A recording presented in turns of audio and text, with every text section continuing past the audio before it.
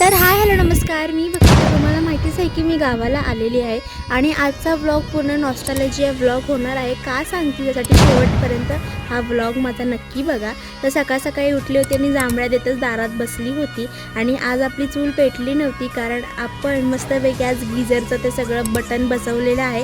तुम्हाला मी मागच्या व्लॉग्समध्ये दाखवलं होतं की नवीन आपलं आता सुरू झालेलं आहे काम वगैरे इलेक्ट्रिशियनचं, ते कंप्लीट झालेलं आहे. आणि त्यानंतर मग हे सदाफुलीच्या झाडाचं मला घ्यायचा वैताग आला होता शेवट, म्हणून मी लांबूनच घेतलं.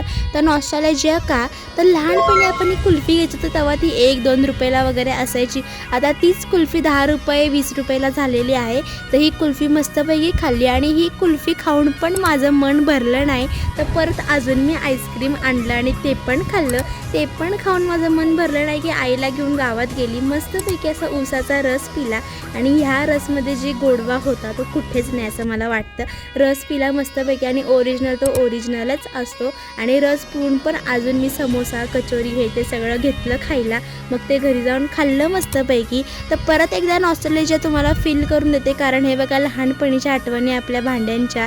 तर लहानपणी भरपूर मी या भांडींबरोबर खेळलेली आहे आणि आता वेळ आलेली आहे की ते दुसरं कोणाला तरी द्यायची, कारण आता तर शक्यच नाही की मी खेळू शकते. त्या कोणाला तरी मम्मी देत होती तर मी तिला म्हटलं नको देऊ, पण मी ते एक आठवणीत जपून ठेवलं, व्हिडिओ कॅप्चर करून ठेवला त्या पूर्ण भांड्यांचा. तर ह्या भांड्यांबरोबर मी एवढं खेळले की मला त्या प्रत्येक भांड्याची आठवण होत आहे.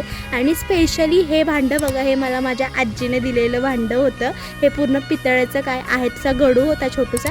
तर नेक्स्ट व्लॉगमध्ये भेटेल, सबस्क्राईब करून ठेवा. चला बाय.